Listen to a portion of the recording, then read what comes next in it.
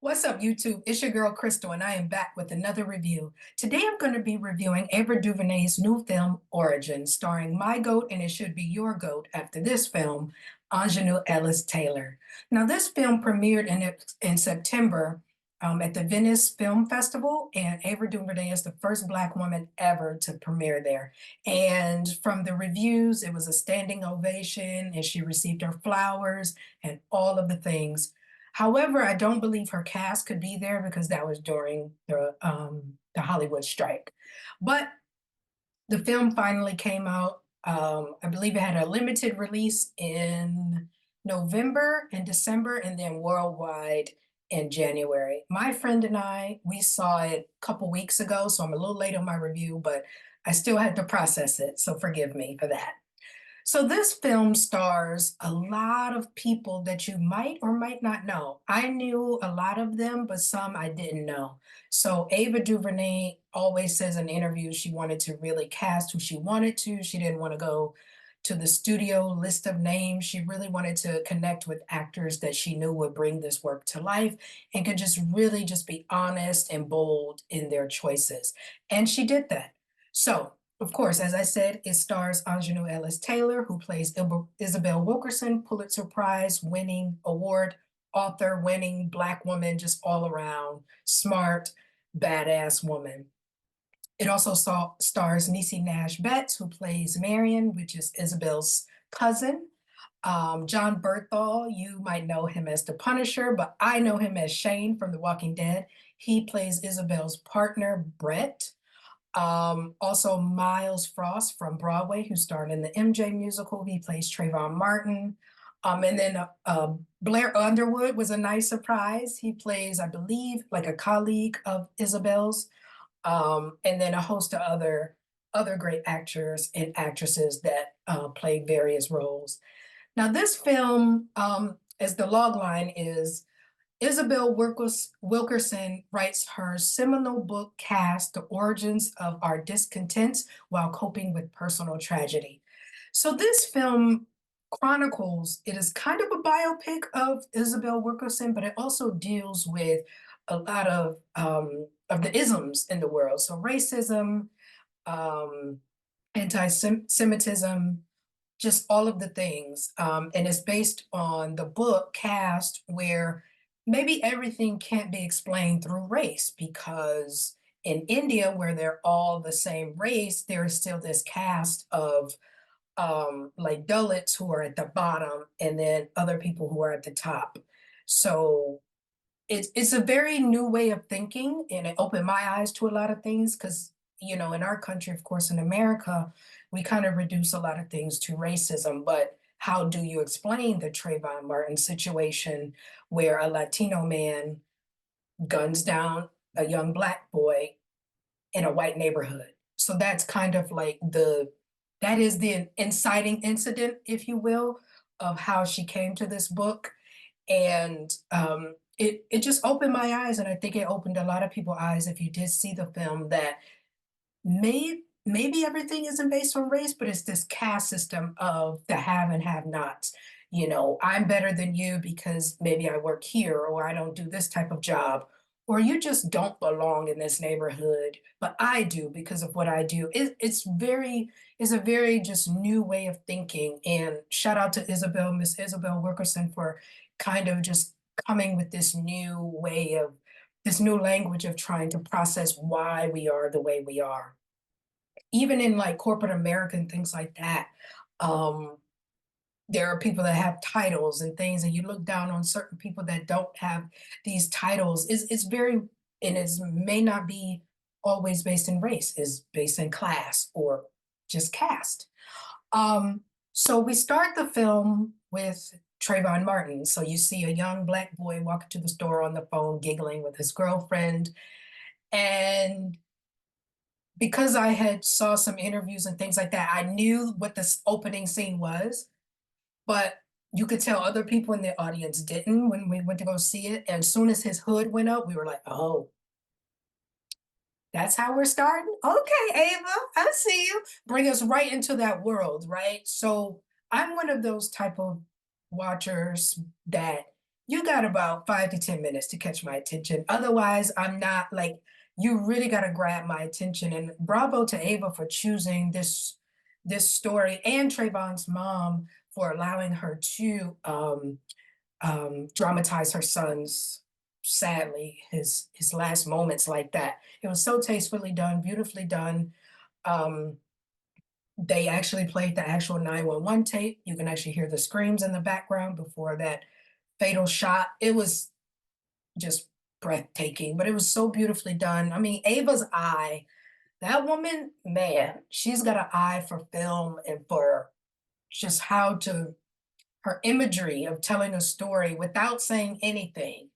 um, Not much dialogue, but you can just feel the dramatization, the weight of this opening scene, and it's so beautiful.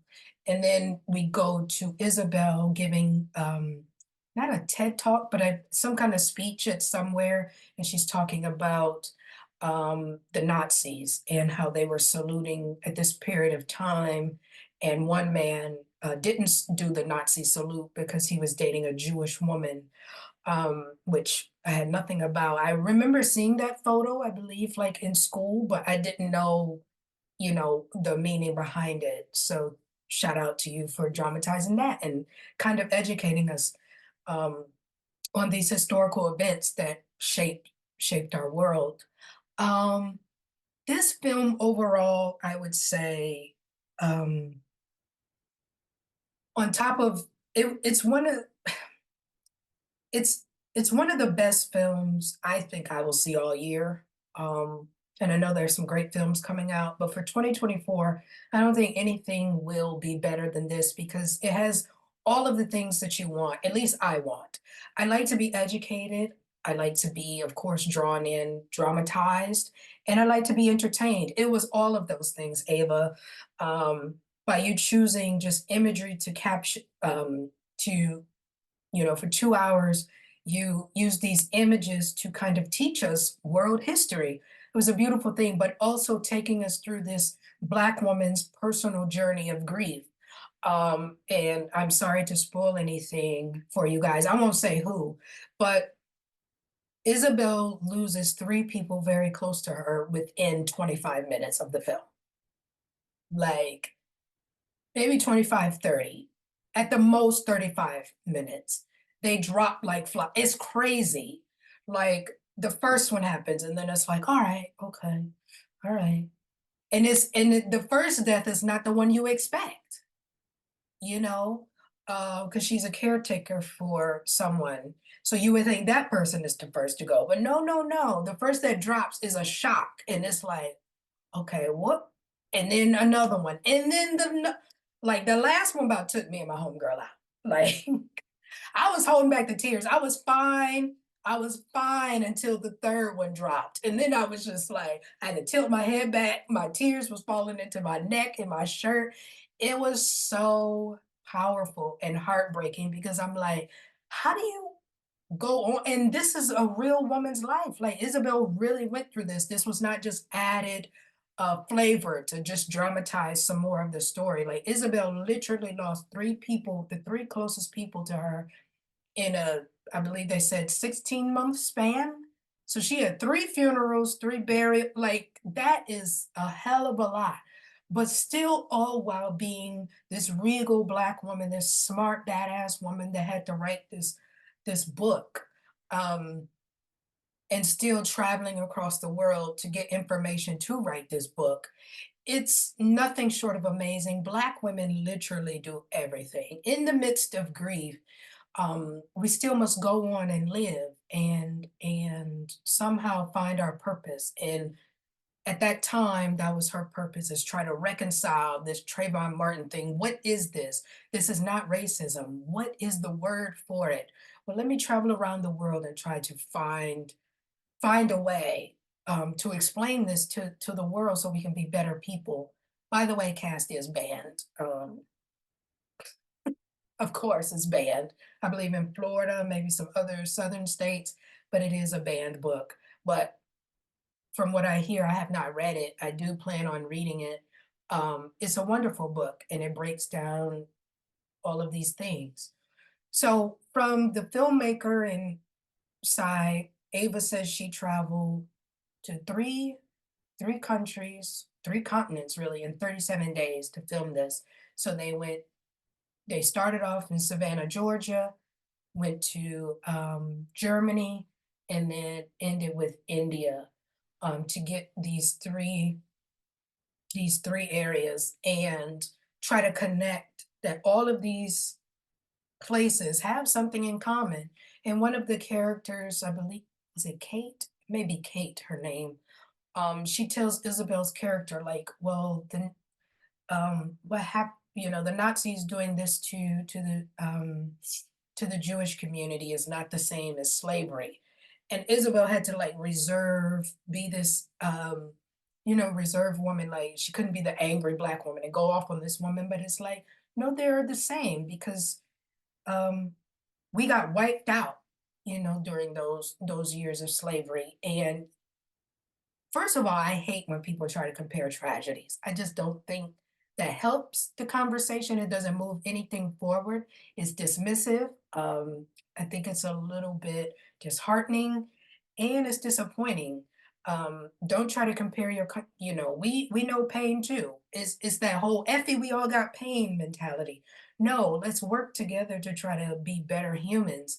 Isabel was trying to look for answers of why this happened to Trayvon, and all you can say is, "It's not the same as when what the Nazis did to in my country." Um, yeah, it is.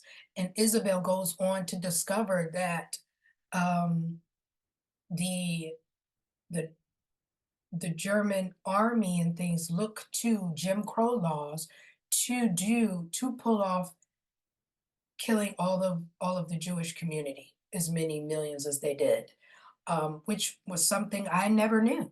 That they looked at America's system and was like, well, if they did it like this, hey, we can do it, and they succeeded. The only difference is now it is illegal to fly the swastika flag in Germany. They have torn down um, a lot of the, I believe, monuments or statues and things of those men that did that to that community.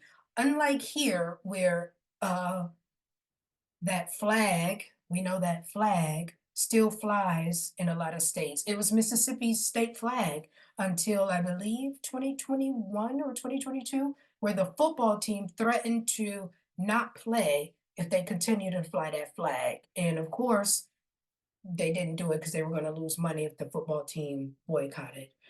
So yeah, that's the difference. America still will hold up, and we still have these nasty, nasty monuments and statues of these slave owners and things like that, um, knowing what harm and murder and things like that that they did to black folk. But Germany, it's illegal. I love that, and I hope one day that America can get to that point of it being just flat out illegal to fly that flag. That's so disgusting. Um, and hopefully they'll tear down all of these monuments that are tributing these slave owners and things of that nature. Um, so yeah, the film was masterfully done. You educated me, you entertained me, you made me laugh, of course, with Niecy Nash Betts. A lot of times her zinger, she's such a great comedic actress, but mother was acting in this. She's always been the actor, right? Emmy award winning now, Niecy, but um she totally transformed. She became Marion. Like she had these crazy wigs. She had a cane because she was ailing and ill. But she was acting her face off. And those scenes with Ingenue is like a master class. Like I've seen, two goats in the scene together, and you're just like, oh, give me more. But their scenes were so touching and beautiful. And it's like you knew no one was lying in the scene. Nobody was um the words were written on the page, Ava's beautiful words, but it's like you knew no one, they were really looking into each other's eyes and just telling each other the truth. Particularly one scene that I just absolutely loved was the photograph scene. And DC Nash's character is really ill at this point, and Ingenue's like, I can, hold off on my trip because this is where she went to India. And she's like, I can hold off if you want me to stay back. And Nisi's like, don't you dare. People need to know this. And I'm like, even in your worst feeling, you're like, cousin, go. Do your work. This is your purpose. It was just so beautiful.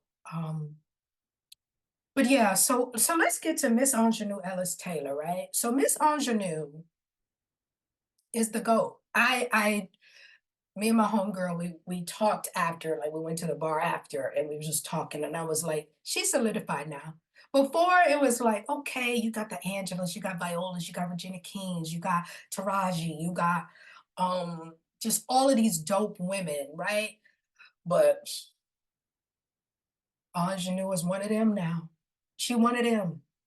She one of them. Like I've been like she's been on this trajectory for the last, I say since COVID, because it was like the Clark sisters, then Lovecraft, and then King Richard, and then now Origin. And I'm like, Origin put her in another stratosphere because I don't think people understand,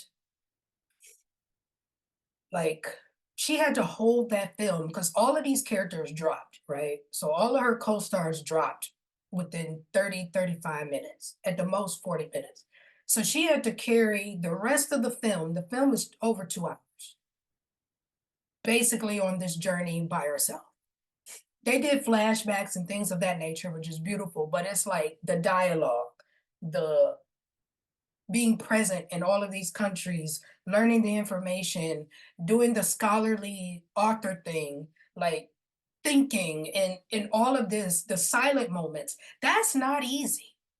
And I don't think another woman, human on the earth could have done Isabel Wilkerson's story like Ingenue. Ingenue adapted the way she speaks, because Ingenue has a very specific way of speaking, but the way she spoke in this is like Isabel, is very thought provoking. She thinks before she speaks. Is um, when people just are articulate and they kind of slow down because they're processing what's happening, they don't speak too quick, or they're not brash, or it's a very just monotone, refined woman, very distinct.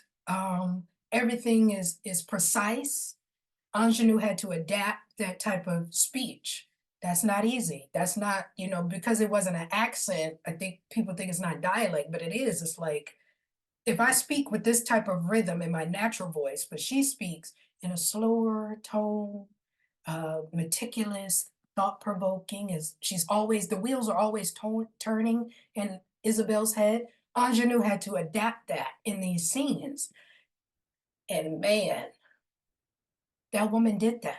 She did that. And it's so heartbreaking that I don't know whether it was time. A lot of people on Twitter were saying maybe the timing was off, but they got nothing. They got shut out award season, um, except for the NAACP awards and I believe the American Black Film Festival awards. They are honoring Ingenue. Um, and she should win, just saying. NAACP. Shout out to all the best actresses in that category, but she should win because no other woman in that category, I'm sorry, could do what she did in that film. That is 2 hours of carrying this film and basically an hour and a half of carrying it alone. Tell me somebody that could have done that. I'm just saying, if you have anybody, I I welcome you to tell me, but I don't think so. Because most people have ensembles and things of that nature. She had an ensemble, but they dropped in the first act. So she had 2 and 3 acts to carry. That's not easy. Along with like she had hella monologues. Like these speeches were some of the most powerful things. I think I took one of them so I could put it in my back pocket if I need a self tape. That's not like monologue after monologue after monologue. The phone call that she makes to, oh man, that's what broke me right there. The phone call that she makes to Marion in India. Oh my goodness. Like put that in your back pocket. That's gonna be one of them that's gonna be in the audition rooms. I'm telling you right now. Um, Yeah, I just need everybody to put some respect on Aunjanue Ellis-Taylor's name. She is one of them. Um, it's time we put her in the Holly Berry and the Violas and the Regina Kings and the she's in that stratosphere. That's tier 1 now. She's tier 1, and I would argue she's above. She's on my Hollywood Wall of Fame. She's been on there since the Clark sisters. I may have to move her up. Yeah. She one of them, and because she's very just chilled and private about life, and she only really come out when she's got a movie or something, I think that's why she's underrated, but it's time we put respect on my sis' name. It's time. I don't know what else she needs to do, um, for y'all to realize that she's one of one. She is one of one, and there's no one else that could have done that film besides, um, other than Aunjanue Ellis-Taylor, and that's on period. Ava said it is one of the best or rigorous, like, and she's a thinker. Like Aunjanue thinks, so like she's gonna challenge you on stuff. And Ava said, like, they'd have debates about the script and things like that. She's just present at all times. The falling leaves story, I love that Ava just found a place and put some leaves, and she told Aunjanue to get down, and we got that beautiful shot, and like she didn't have to do all the glitz and the glam and all of that. Aunjanue was present at every moment. And that's something that just inspires me as an actor. That sometimes, yes, it's great to ask questions and things like that, but just be present in this. Whatever your director, trust them enough to trust their vision and trust them enough to just be like, all right, we here. Whatever you see or whatever you want, just kind of give yourself over to the role and let your body do what it's going to do. And something magical will happen. And that's what happened in this film. So yeah, it got shut out from the major awards, but NAACP and is honoring them. Um, I think people may come back to this maybe in a couple years and see it's one of those films. Currently, her budget was 38 million. It's only at 4.1 million in the box office, which is, heartbreaking because they didn't have much marketing and things like that because it was an independent film through Neon distribution. So word of mouth, but I would, if you can find the film, it is still here in Michigan at select theaters. Um, if you can find the film, please, please go see it. It's one of those that it will leave you like it will do something to your soul. You will cry. It takes about 3, 4 tissues, maybe 5. Um, yeah, you will cry, you will think, you will feel, and you'll walk away just wanting better for our country and for our world. And that's what film is supposed to do. It's supposed to provoke thought. That is what art is to do, provoke thought into the minds of us and just help us to be better. Anjanou, thank you for your gift. Ava, thank you for your vision and your gift. The whole cast, crew, thank you so much for your gift, for giving yourselves over to this very important story. And Anjanou, I'm here to give you your flowers, Mama. You're gonna get the gold one day. I don't know when, but you're gonna get it. And you are one of one. I want you to know. I hope you are proud of the work you put in. It does not go in vain. Isabel Wilkerson, I hope she is proud of your work. It is not in vain. Till next time, bye.